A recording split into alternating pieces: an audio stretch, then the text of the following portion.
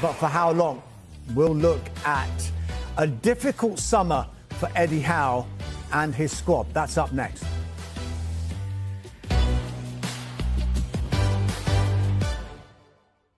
Welcome back to the Transfer Show. Newcastle United remain in a difficult position as the window heads towards the final 3 weeks.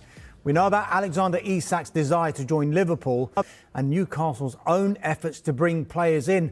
Yoane Wissa has been a target for weeks, but with no deal yet, is there an air of desperation around the club's summer window?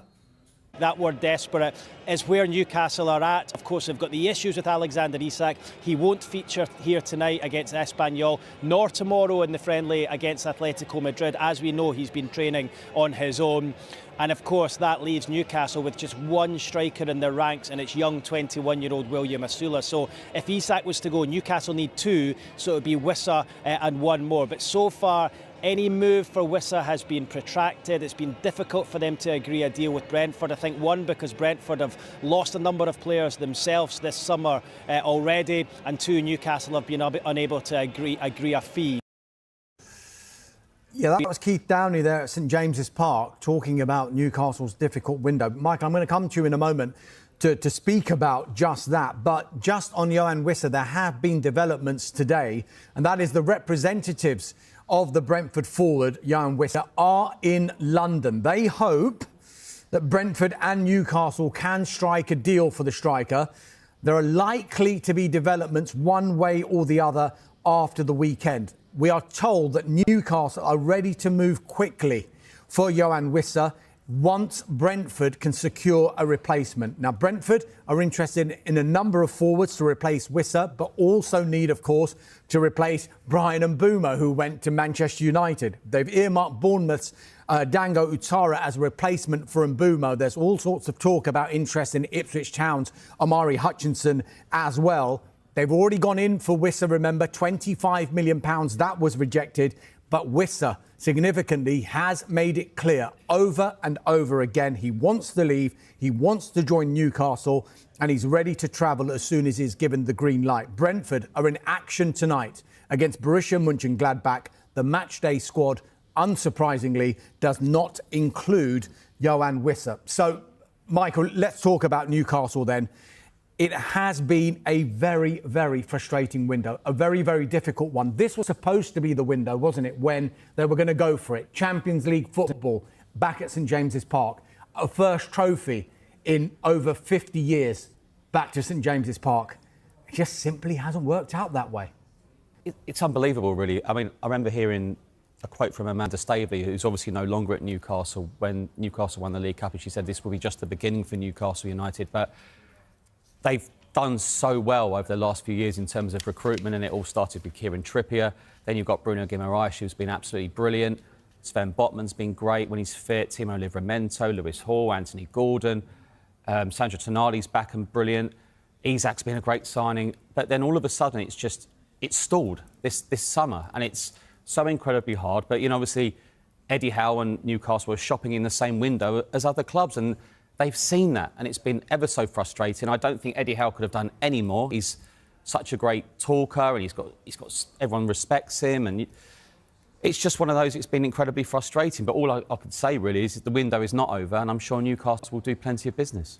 You say do plenty of business. I mean, the shadow that is Alexander Isak continues to hang over the rest of their window, because it's almost got to a point where do they need to start spending this money in the knowledge that at some point Isak might be leaving the football club? Well, I think, as Keith has been saying all week, they need players alongside Isak, and they need more. I keep going back to it. The European campaign for all these clubs, it's going to be relentless. And when Newcastle did get in the Champions League last time, their league form suffered, and that season they missed out on Europe. So it's going to be relentless for clubs like Newcastle. So they're going to need more. Wissa clearly wants to go to the football club, and then they need one more. That's striker. We talk about Newcastle United shopping in the same market as some of these other big clubs. Not only clubs who are in the Champions League, but, as we've seen this week, clubs like Manchester United, who may have finished 15th, but there is still that pull of Manchester United. We've heard that Šeško only wanted to go to Manchester United. So it wasn't anything to do with Newcastle. It wasn't a case of snubbing Newcastle, but it was a case of wanting to play for Manchester United. But what Newcastle have got at the moment is a bit of an uncertain structure, if you like, because no sporting director, no chief executive. How much can that add to the uncertainty, and for players who are wanting to join a club thinking, actually, is everything fine at this football club or not? But you've got to get the right sporting director as well, don't you? Because when Dan Ashworth was there, it looked like he'd signed some really good players. Then you hear about Alexander Isak maybe being unhappy last season about not getting a contract extension. And we look at the Benjamin Sesko deal. It's not just Ruben Amorim who wanted it, was it? It wasn't just Amorim. Yeah, I mean, look, everyone at Manchester United have got this structure now, which I guess that was what the cynics would point towards Manchester United in the 10 or 11, 12 years since Sir Alex Ferguson retired from the manager's post at the club, was there was no structure there. Gary Neville would consistently say there's no sporting director there. I'm sure that while Manchester United were winning all of these titles under Sir Alex Ferguson, the rest of the chasing pack were thinking, how are we going to stop them? How do we stop this? How do we start winning these trophies? So they built their structures, while United continued with, well, we just need a good manager and that should be fine. It's only now that United have got their structure, and we're starting maybe to see the fruit of that structure bear fruit, because you've got the likes, as we've been mentioning before, this entirely new front three that Manchester United have bought. They've surprised everyone with how they've approached this transfer window. And perhaps what United have done is what many people expected Newcastle to have done in this window. It could be a tough season. But I go back to it. Europe is going to really have an effect on the likes of Newcastle, the likes of Spurs, Villa in the Europa League. They all need more. It's not just Newcastle. The problem for Newcastle, I think the players they've wanted, it's all been very public because other clubs have wanted the same players this time around. But as I say, it's not over, and I'm sure as we speak, they'll be looking for alternatives right now. They certainly will. Look, it's been a frustrating window so far for Newcastle United, as Michael has been discussing there. I guess it's been a pretty frustrating window as well for Aston Villa. But good news, a done deal. Yeah, Nice forward Ivan Guisson, who many Premier League clubs have been watching over the last couple of years. He's only 24. He signed a contract until 2030. It's an initial £23.5 million, rising to £28 million if bonuses are met. Very highly regarded. And it sounds to me like a player who's going to go straight into that Villa side. Obviously, Villa had some players on loan last season, including Marcus Rashford, Asensio as well. Good loans. Asensio was really good, wasn't he? Rashford wasn't going to happen when Villa didn't make the Champions League. Guisson comes in.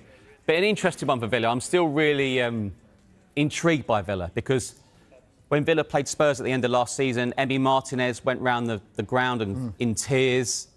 People were thinking, what's going on there? Because you don't want to lose him. Morgan Rogers, brilliant player. Ollie Watkins, all linked with other clubs. But they want to keep their best players. We know about the European financial situation, the PSR. But that's a positive signing today. And let's go back to it. Unai Emery has done an unbelievable job at Aston Villa over the last few seasons. We actually sometimes forget that how much Villa have progressed under Unai Emery in such a short space of time. Yeah, I mean, you mentioned some of the players that have been linked with moves away from Villa Park. Jacob Ramsey is another one. And just one more line to bring you from Villa. And they have offered Jacob Ramsey a new contract. He's got 2 years left on his current deal. And I guess they want to tie him down because there are a lot of clubs who are interested in Jacob Ramsey. The Villa bosses want to protect the value of the player by offering him increased terms, and they certainly do not want to sell Jacob Ramsey. I'm guessing, though, at the moment, it will not stop other clubs expressing an interest in him. Now, we mentioned before that Aston Villa have a done deal in Evan Guesson. Let's go to Burnley, because news of another done deal, Michael. Yeah, striker Armando Broja, who we broke at around 5 o'clock this afternoon. He's joined from Chelsea for an undisclosed fee. Now, he's had plenty of loan deals over the last few years. It didn't really work out at Everton, but it did work out at Southampton a few seasons ago. Now,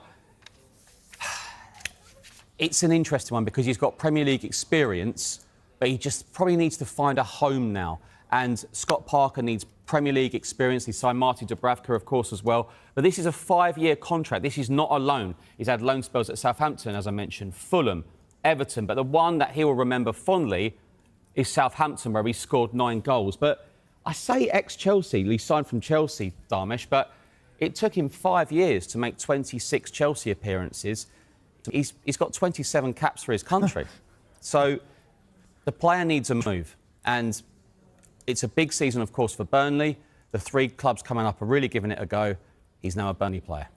He certainly is, and it's been quite a busy week, hasn't it, for Burnley? They seem to have really gone for it this week. Martin Dubravka, as Michael alluded to there, has joined for an undisclosed fee earlier on this week from Newcastle United. Of course, James Trafford left and re-signed for Manchester City, and Burnley also went back to Chelsea for another player, Leslie Ugochukwu, who has signed a 5-year contract. So, busy week for Burnley. Could this be the season where we've seen the last 2 seasons where the 3 promoted clubs have gone straight back down? Leeds, Sunderland and Burnley look like they're giving it a go.